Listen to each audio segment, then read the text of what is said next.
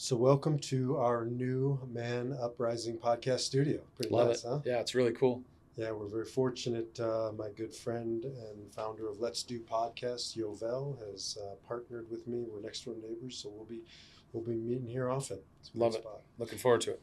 Yeah, so we're gonna just jump in. This is really our inaugural flight. We've done sort of versions of this before, but I know we're gonna be doing a lot of good work here, bringing in good men to have important interviews and women. We're gonna have some of their wives in for Men Uprising. So let's just get the show on the road. Let's do it. All right.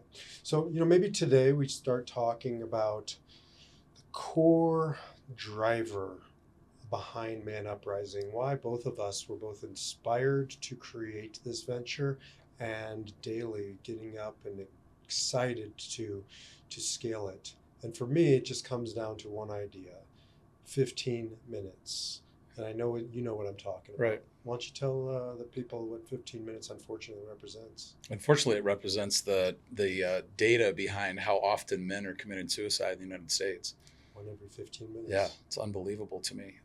It's hard to fathom that. And so my evolution of what brought me here was a past in peer groups, a past of, learning and growing and evolving and working on my own stuff. And while I can, comfortably say I've never been suicidal, I've certainly had, severely low moments in my life. And thankfully I've had lots of support and lots of love and family and friends and peer groups to help me through those low times.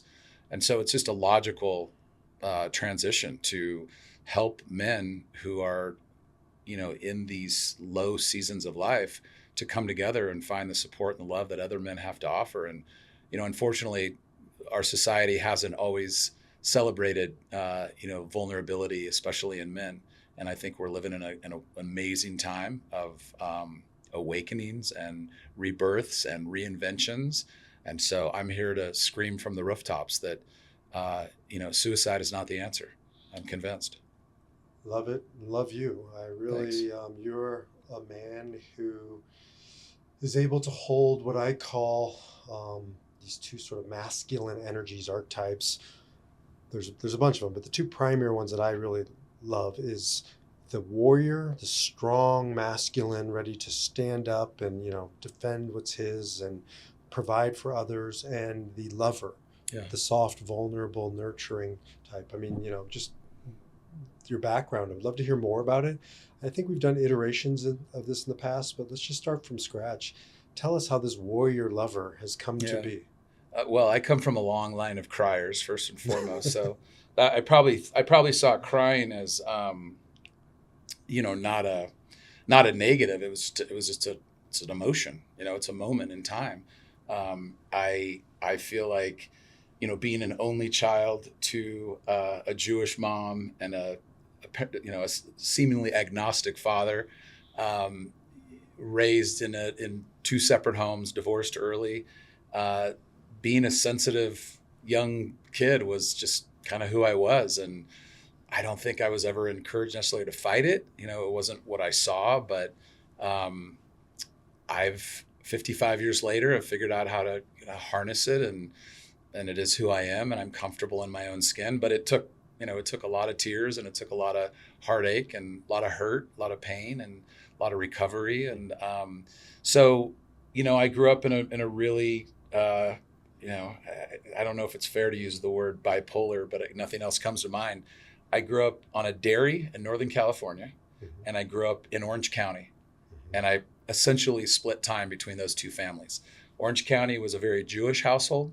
Had a very Zionist stepfather. All of his children, or two of his three children, ended up living in Israel full time, but all three spent a lot of time there. I think my mom and stepdad, between the two of them, have been to Israel over 100 times. And then on the flip side, I have this father who was, very, very working man, smart dude for sure. But get up, go to work, keep your mouth shut. Let's make sure we, get our meat and potatoes every evening. And it was not a lot of, not a lot of vulnerability in that environment. That was a tough environment, and I learned a lot. A lot of good things, a lot of bad things. And my passion in my life is, how can I evolve to be the best version of myself possible. So, came from dysfunction, came from chaos, sought dysfunction, sought chaos, married a woman who came from Jody from a very challenging family dynamic background as well. And it's a God thing. We were put together for a reason.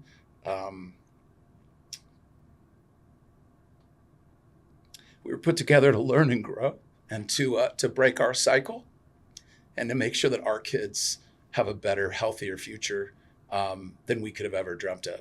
And it's happening. It's happening real time.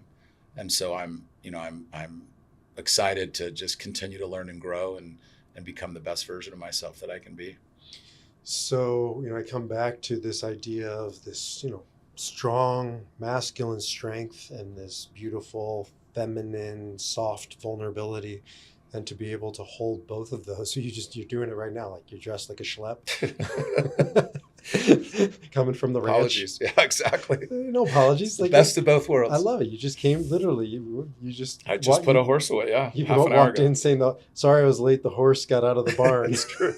It's like most guys I call bullshit. But with you, I know it's like you spent your morning in that sort of, that strong warrior, take care of business and, wrangle the horses in. Yeah. And then you're here sharing about your vulnerable softness. And it's beautiful. Yeah. And I appreciate you framing it that way, because what comes up for me is I had a tough last couple of weeks with my wife, and we're at odds on some things. And because of my peer group experience, I was able to glean some inspiration yesterday from a peer group meeting.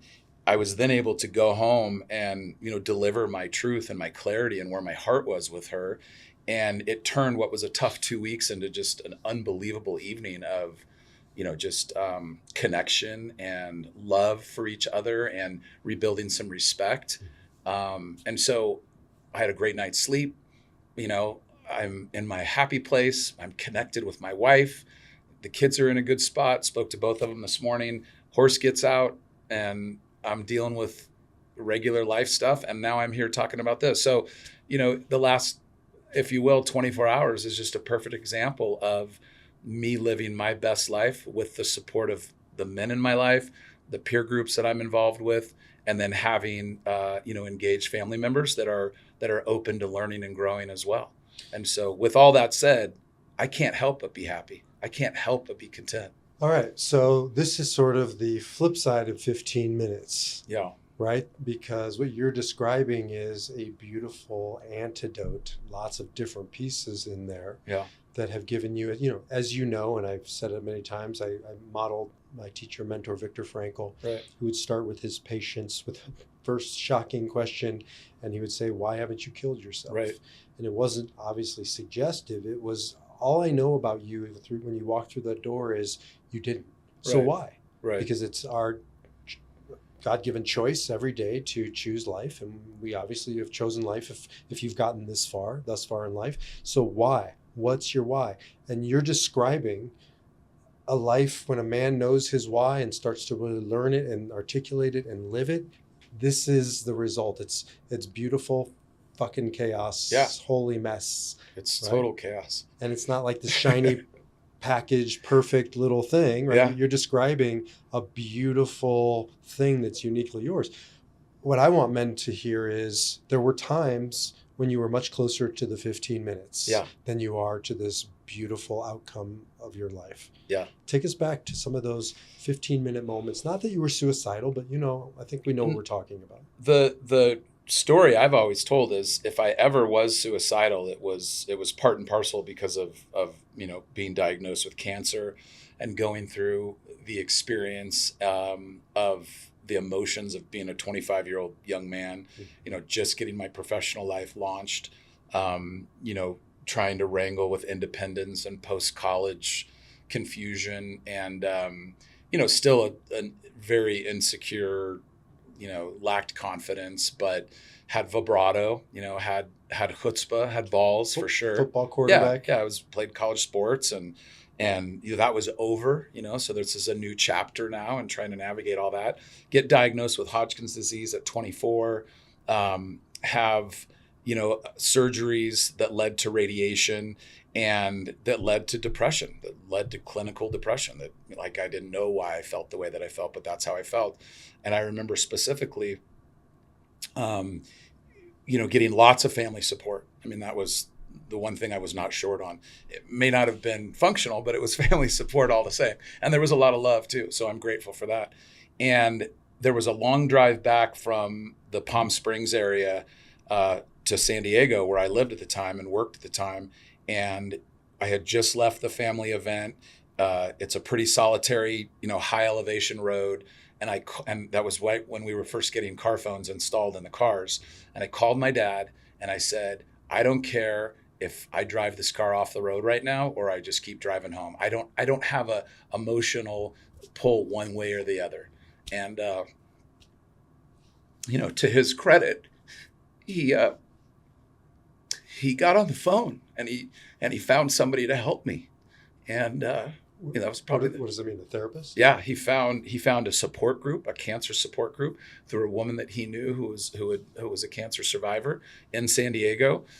She led me to a therapist, who led me to a psychiatrist, who led me to some a prescriptive medicine course that I took. But it was that peer group. It was that I haven't thought about this in a long time. So that was Sunday morning. Sunday evening, I met this woman at a cancer support group, so a peer group, and I saw people that were in their final days, and I gained perspective. And I specifically remember seeing a young man who was probably 15, 16 years old, and I was 24 at the time, and he had no hope. I mean, it was over. And they were talking about how they couldn't get insurance approved to get the surgeries, to get the treatment. I had none of those issues. I mean, fortunately, I was in such a good place and had everything I needed. And I just remember that moment really specifically of, that young man's going to die and I need to fight. And I did, and I survived it again. I got cancer again at 32. And, I've been through trials and tribulations of life and family and divorces and, challenges with kids and health scares. My wife's lost, 2 sisters at this point, both in their 50s, one to cancer, one to essentially a suicide, a drug-supported suicide. So yeah, life has kicked us in the teeth, and we've kept going and we've kept reinventing ourselves. And one of my favorite mentors has said often, design your life and go live it. It's that inspiration. It's that high bar of knowing that people believe in me and I have responsibilities and I have a great opportunity to design my life and go live it and make it what I want it to be. Mm. And so it's exactly what we're doing. We are living the exact life we dreamt of. And yeah, sometimes it's really hard and sometimes it's sad and scary and not always, as smooth as we all want it to be. But there's that hope and that love for one another and respect for one another that keeps me excited about it. We just did a plant medicine journey. Yeah. Amazing. Maybe we'll get into that. I already had a conversation with Phil, who was part of that as well. Yeah. And I just bring it up because, I had certain expectations. We did different things during that journey. And somebody said, did you get what you wanted from the journey? And I remember saying no, but I got what I needed. Yeah. Right. And, I feel like that's sort of how I look at now the journey of life. Yeah. Right. All those battles that you went through, that I went through, I have my own, and I didn't want them. Yeah. Like, you're masochist if you want that shit. Right. But I guess I needed it. Yeah. Because I wouldn't be here as the man I am today. And I like the man I am today. Yeah. And I know that you've made a journey to, liking, loving, respecting that man who's here today. It's crazy.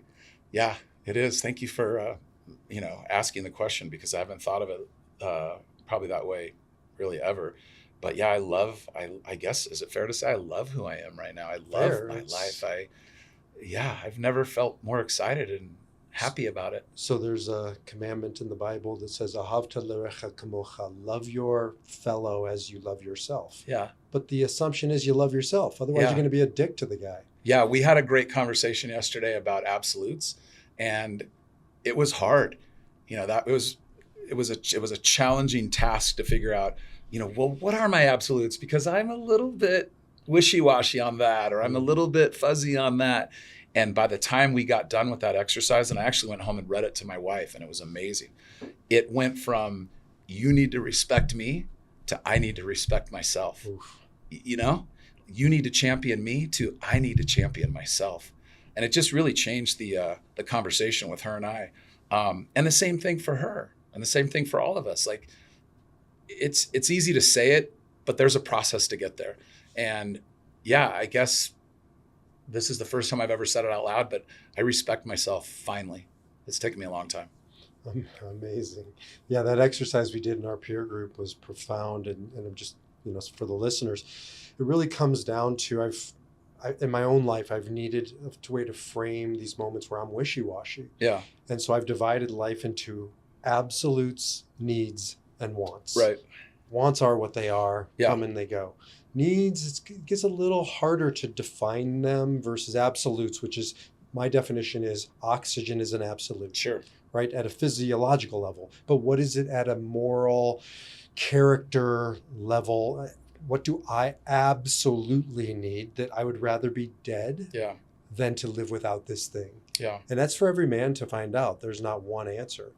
Something that's interesting, and thinking about our peer group, is I don't think anybody said love. Yeah. And that's an interesting thing, because you just said essentially love without saying love. Yeah. And knowing you, love is at the center. Yeah. It's true. And I love reading all the anecdotes that we find on social media these days around mental health and well-being. And I just read something along those lines yesterday, which is essentially, without respect, you have nothing. Mm-hmm. For self, for others, and love can always follow. Mm-hmm. But if we lead with it and our expectations, aren't met, which I think is often, it goes back to the adage of love isn't enough. And it took me a while to probably understand that. But I can tell you, I've been married for, 25 years or so. And my life with my wife is more loving and exciting and promising and fruitful than ever. And I could have never imagined that as a young, whatever I was when I married her in my, or late 20s. And so that's the beauty for me of it just keeps getting better. And as we learn and grow and go through these reinventions, right now life is hard. I'm in the construction industry. It's not great right now. We're in a tough spot. We're being challenged with some real estate investments that we have. We're still in a good spot, still super happy, not complaining. But behind the scenes, things are hard right now. Things are challenging. It's okay. I've been here before. Right. I know how to navigate out of this. I had, in December, you helped me through losing my first childhood best friend who decided to take his life. 57 years old, great life, great career, great wife, great kids, great house, like all the external, images of what we believe is a happy life. I didn't know he was unhappy. And I was talking to him on a fairly regular basis. I didn't know what he needed because he didn't ask. And I didn't think to maybe ask either. So this is the challenge that I'm facing now of, it's great that we're having a comfortable life, but there's so much more for me. And I don't want anybody to take their life ever. It doesn't make any sense. And it's happening, as we've already discussed, too much, too often. I want to figure out a way to help support those men and love those men back to, or respect those men back to their solid foundations. Well, I would just challenge you. I don't think it's this future thing. I think you're doing it as we're speaking. Thanks. Well said. This is helpful. Imagine that 24 or 30-year-old version of you not having a dad who you could lean on and call in that situation. And you heard a podcast like this, and you heard some of these ideas, like what are your absolutes? When I'm helping a man who's in that, especially that darker space, that 15-minute space, right? Or even thinking about my dad. I'm writing this book, Man Uprising. It won't be called that, but the conclusion, I think I'm going to call 15 minutes. Yeah. And if you gave me 15 minutes, with my dad before he hung himself, what are the things I would say? Right. Beautiful, loving things, of course. Sure. But like one of them is, what are your absolutes? What's your why? Right. Like, what is that immovable thing in your life that nothing gets to take from you? Yeah. And a guy right now driving in his car listening to this maybe is just kind of lost touch with those absolutes. Yeah. To help him find his way back to just one. You don't need 5, you don't need 10, one. Right. Well, and that's the power of peer group for me, because if you were to come to me outside of the context and the support of the structure of peer group and you said, what are your absolutes? I'd say, I don't know what you're talking about. I know that I absolutely have to eat today. That's probably about as far as I would take it. But having the journey that we've had to be around other men that are also looking for answers, but have come together to create this unifying force of strength and support. And you don't have to even be friends. Like in most of my peer groups, I don't see these folks outside of the peer group. Yeah. But boy, when we come together for those 4 hours once a month, magic happens. The power of that collective support and love and thought and accountability and discussion and vocabulary that we're all learning together. Again, it's been one of the great joys of my life to connect with men in this way. And it's my prayer for all men on this planet to connect in this way. So, just maybe a little context for our listeners. You and I and our third partner in Man Uprising, Cam, came together a couple of years ago at this point. Maybe 3 years ago. I don't remember. It's been a while. And we came from different sides of the equation. As I always say, you guys brought the context of peer groups. Yeah. I have been in peer groups without calling them that. Right. But not in a sustainable, sort of intentional way. Yeah. You guys are passionate peer group guys. Yep. It's sort of your domain, your area of expertise. I've learned so much from you and Cam. I came more from what I call the content side. Yeah. I have these ideas. I have this passion to deliver these ideas. And the context for me has changed. I was a rabbi. I'm a therapist. I'm a coach now. All these things. We brought these together. I think of the you dipped your peanut butter in my chocolate commercial back in the 70s. Yeah. But bringing these two things together is what we now call Man Uprising. Yeah. I can talk about content all day long, but I want to hear more about the mastery side of context of peer groups. Yeah. From the cancer support peer group Yeah. to what now is Man Uprising peer groups and everything in between. Because I don't think a lot of people are familiar with the term peer group. Sure. I mean, it's pretty self-obvious, evident. Right. But what is this thing and why is it so powerful? So, so I think that, there's a lot of forms of peer groups. Another trade name is forum. We could call it Bible study. We could call it bowling league. Mastermind. We could call it mastermind. Yeah. There's a lot of versions of this that have been around since, the beginning of time. I can imagine that men sat around the fire, thousands of years ago to talk about how the hunt went that day and, Right. and how things are going in their caves. And it's no different. Where the context of what Cam and I are passionate about is the structure of peer group. Mm-hmm. What we've learned the hard way is that without structure, peer groups are unsuccessful typically. Mm-hmm. And so there's a lot of large global organizations, YPO, WPO, EO, they're probably the most common. Vistage, formerly Tech, was one I was involved with. My first official structured peer group was called Sterling Institute of Relationship. It later became, they changed the name to Man something. So there's a lot of versions of what we are doing here, and we didn't invent it, and we're not claiming that. But we just think more people should be in it, and men and women. I mean, there's an opportunity for everybody to be in a peer group. And when you think about the tough times in our lives, where did we turn? We typically didn't turn to our peers early on. We would turn to our parents or a teacher or an elder or somebody that didn't have our context because they were too far removed. Mm-hmm. And so maybe team sports were a part of that, but with team sports comes egos, and with egos comes hurt, and with hurt comes, sadness, and with sadness leads to depression. And, mm-hmm. A lot of bad things happen to people. And obviously today we talk a lot about bullying. So if we could just peel back the layers on that and peel back time, the formal structure that we now have utilized for Man Uprising is tried and true. And I would share it with anybody at no cost because I know that it works. Yeah. Now, to structure peer group in the way that we're doing it, we do have a nominal fee. We charge, $100 a month for our product. And with that, you get the structure and the support and the know-how and the content as we deem it necessary to deliver it. And the togetherness and the camaraderie and the just the love and the respect that we all need and we all can help provide. So I learned from others that taught me, and I'm just trying to share those experiences just like you are. And that's it. It's just learning from one another. We've all faced it. We've all faced a lot of the same stuff, but we've all handled it in a different way. So, this idea of structure strikes some people the wrong way. Like they want a little more loose experience of it. And what I have found coming from the Jewish world, from being a rabbi, is the structure preserves the thing. It creates sustainability. A minyan, a prayer quorum in Judaism, has been around for thousands of years because it's so highly structured. Right. Now, with that said, it can become sterile. Yeah.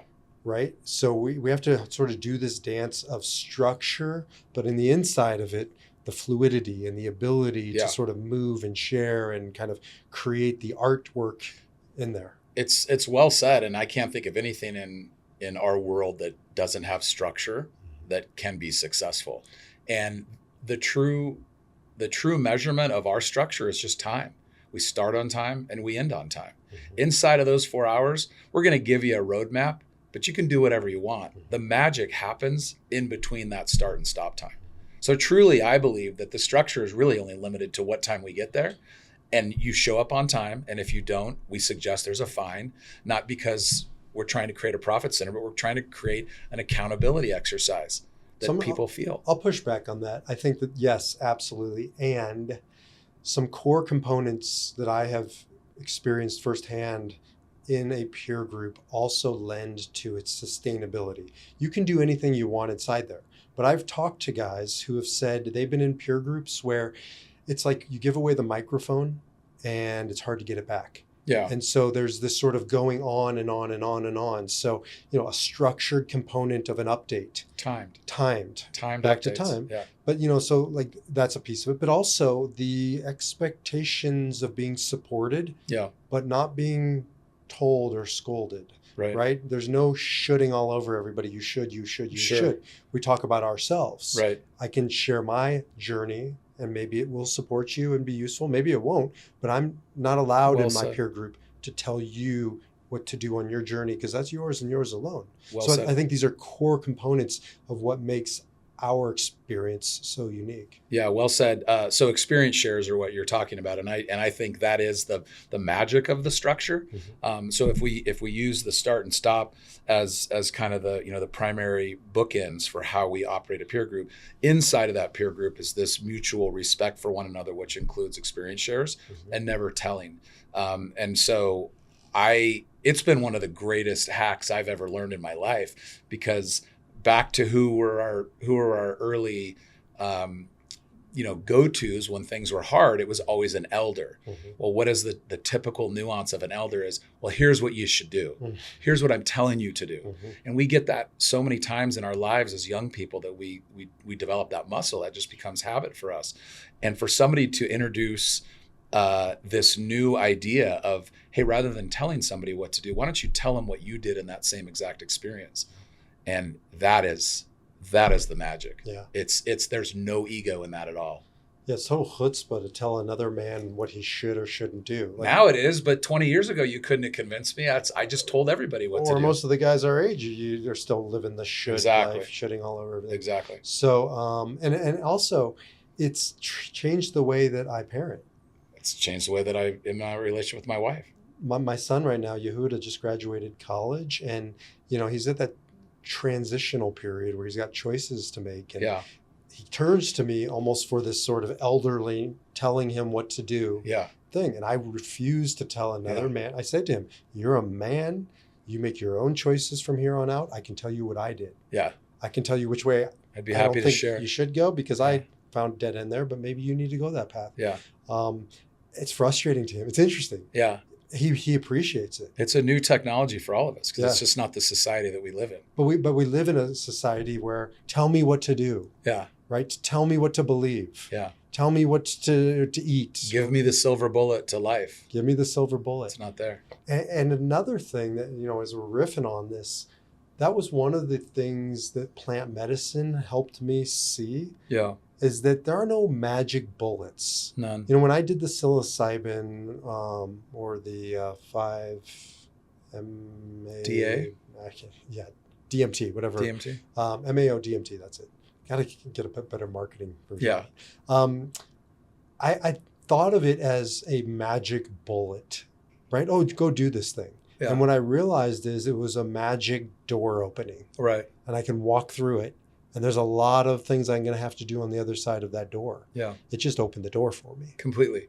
And I think one of the conversations we had was, it replaces, 20 years of talk therapy in just, a session or two. Now, I don't know if that's absolutely the truth, but because I've done a lot of talk therapy in my life and because I did have this psilocybin journey recently, I can tell you that a lot of really amazing things happen in that one day that I've never felt in all my years of talk therapy. So I do agree that I think we're onto something here. I mean, maybe we're late to the party, but I think the folks that are promoting this and using it for good, it's unbelievable. I'm so excited to talk about it. Again, I think everybody needs peer groups, and I think everybody should take psilocybin journeys. And I say that with a lot of sort of caveats. I started a cannabis company with a couple other guys 10 years ago, hoping that we could use it as a platform for good, to repair damage to society, to heal veterans. It's not the same thing. To me, cannabis was a big disappointment. It was an escape. It was another vice. Yeah, like alcohol. Like alcohol. Look, it's not a moral issue. Right. It's just, does the world need another escape? Yeah. And if you're taking plant medicine, the only thing I can tell you is you're not escaping. Yeah. And I'll also tell you that it was the structure of our journey that I believe was why it was so magical. Yeah. And I would never, based on my one day of experience in this with a guide who was unbelievable, it's something that you need to do with experienced people that can proctor the experience. And that's why it was so valuable for us. It was so structured. There was so much prep going into it. By the way, very nominal expense. I mean, compared to talk therapy and the amount of money that we spend as a society there. So again, back to structure, there was timing to it. There was pre-work to it. There was thoughtfulness to it. And again, it's been 6-7 weeks since we completed that. And I would say that to a man, we're all clamoring for more. Like it was that profound. And just to reinforce the need for a guide, a coach, somebody, so I've been working with a lot of guys, and I've been that guy to help them, they call it setting, and I add on to the other side of it, vetting. And set is all the things that we did to get ready: clean eating, journaling. I was doing Wim Hof breathing. Yep. So as preparation, setting intention. No alcohol. Getting clear about why I'm doing this. So it legitimately wasn't recreation. Right. Then I get to the experience, and Phil created a beautiful setting. Yeah. It was a beautiful setting, which is important. Yeah. And Phil took us deeper into it with the ceremony, the circle, the sharing. And then on the other side, called the vetting the ideas and integrating and working them. Following up. Yeah. And making sure that this continues throughout our life. And that, which takes me back to the consistency and the focus of how we approach our peer group, which bleeds over into how we approach our lives, our relationships. And this particular journey, we're sharing what happened to us and how it helped us. And if we can share this with other men, which I've been talking to everybody who's willing to listen, that's it. I mean, that's the magic. I want to tell you about this experience that I had that, completely changed my life for the positive. And as a result, there's a group of men that get together in this peer group setting with this structure. And, we're not going to be statistics at this point. We're heading in this direction of living our best lives. And also, just to be true to our philosophy, not everybody at the retreat we did the same thing. Exactly. Some guys it was for them. Some guys this was for them. You can just do the breathing. You can just be a part of the conversation. Like, it's your journey. Yeah. It's your experience. And so, I know that's how we're approaching this as part of one of our pillars, to provide men beautiful contexts. Could be one-on-one coaching, could be peer groups, could be retreat, could be a bonfire we're having at your house. That can be as meaningful as anything else. It's men supporting men. And I think there's been a stigma around that for a long time in our society. And I believe not only us, I mean, there's lots of organizations that are trying to dispel that. And I'm just proud of it. And if we can help, one man, that's amazing. If we can help many men, that's the dream. So let me just share a little about what I've experienced the past couple of days with Man Uprising. So 2 days ago, as we're recording this, there was another terrorist incident act at the University of Colorado Boulder, as you know. And, some crazy guy threw Molotov cocktails at innocent people, Jews specifically, pro-Israel people specifically, because that was his intent, to harm them. My kids go to University of Colorado Boulder. My son and daughter formed an organization there called SSI, Students Supporting Israel. My son especially was visible all the past couple of years with his yarmulke on, his prayer fringes, tzitzit, to the point where he had death threats a couple of years ago, 18 months ago. We called in the FBI. People around us at the time were saying, you're being dramatic, right? I didn't know any other way when your son has a death threat by a couple Arabs known in the community for hating pro-Zionist anything. And then we get to 2 days ago when the manifestation of that hate comes out. And all of that is, what it is. But the response from Man Uprising has been really beautiful. Yeah.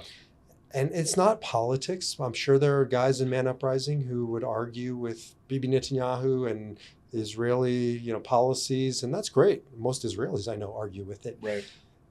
But it wasn't about politics. Nobody in that group has said to me, well, what are they doing to Palestinian children in Gaza? Yeah. I'm happy to have that conversation. Not happy, but I'm willing to have that conversation. But that has nothing to do with this. Yeah. I've gotten those responses on YouTube. See the YouTube comments of, well, what about the Palestinian children? What does that have to do with a man throwing Molotov cocktails at innocent human beings? Yeah. And it was Boulder, Colorado. in Boulder, Colorado, on a beautiful Sunday. Right. Like, fuck you. But but that wasn't my response to Man Uprising. Sure. And I know there's, people on all sides of the political spectrum, but the response I got was, we love you, we stand with you, what can we do? Yeah. Right? And just to have a community of men who can stand up for their fellow man, their brother, and see them as a human being and say, what do you need? I'm here for you. Yeah. Because I got 50,000 Facebook friends. And I got friends all over from the past, but I put quotes around them because I don't think I could call upon them. And I don't think they'd be reaching out right now.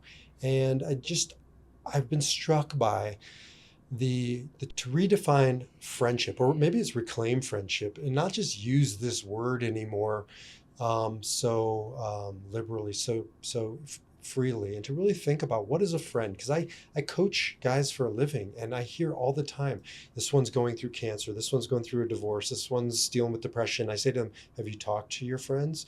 And they're like, no, it's not what we do. We go golfing, we go hunting, we play poker, we watch sports. Yeah.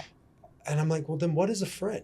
Yeah. Because if you're dealing with colon cancer without sharing it with the men around you, I would challenge that that's not a friend. Yeah. And you need to find a place, a space, an opportunity to have what I've been experiencing these past few days, Man Uprising. Yeah. Well, everything I've learned has come from the men in my life, for sure.